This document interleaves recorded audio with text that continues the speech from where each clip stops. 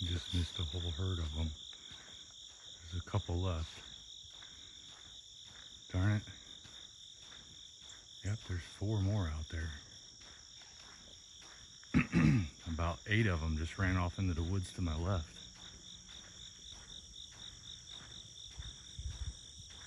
There they go.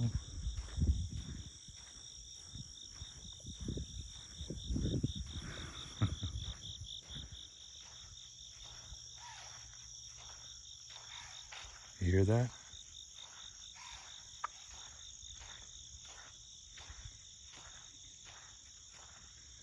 First time I ever heard a deer make that noise. Scared the crap out of me. Because he was right underneath my deer stand. It was one of the very first times I went hunting.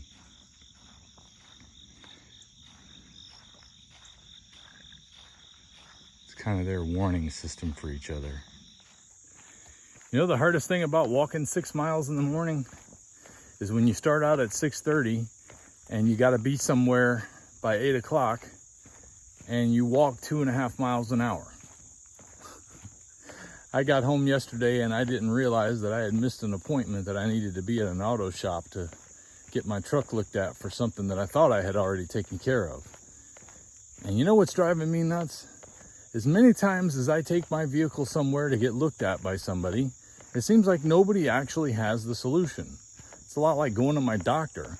Everybody's just guessing at what to do, and it costs a lot of money.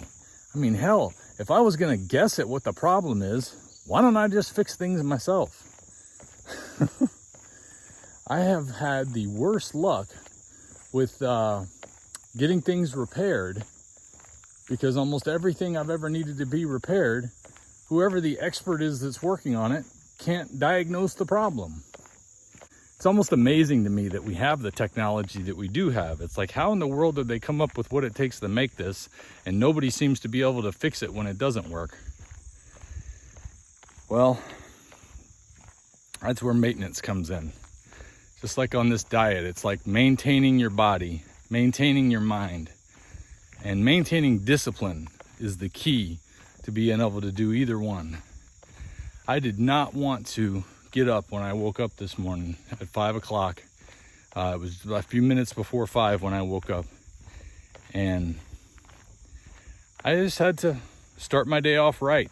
I did a Bible study, got a little time with the Lord alone, and realized that if I don't do this morning, then I'm going to regret the decision that I made to not do what I should do for myself. And I'm glad that I pushed myself through and went on this walk for more reasons than just myself. One, I promised I'd be here, and you're here, so thank you. I'm glad you came by.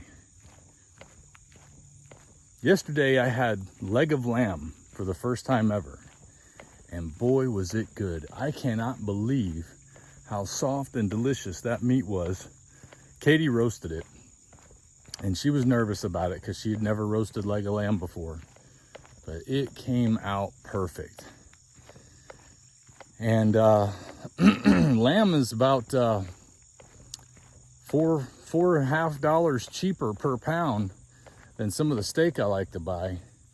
So lamb is not only a great alternative, and it's a great flavored meat, but also most of this lamb I'm buying comes from New Zealand. And from what I hear from New Zealanders is that their lamb, pretty much all their livestock is grass-fed over there, that they don't have grain available or something. I don't know all the details. I've just had a few New Zealanders contact me about it. And if you're looking for a healthy alternative to a grain-fed product, lamb is a great alternative.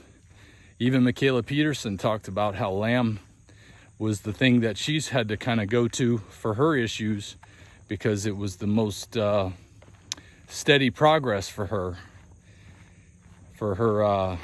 remediation of issues that she had. And I'm looking forward to picking up my cow. I got a email yesterday that my whole cow is ready, or rather it's going to be ready, and I got the price on it. and I'll share that with you here.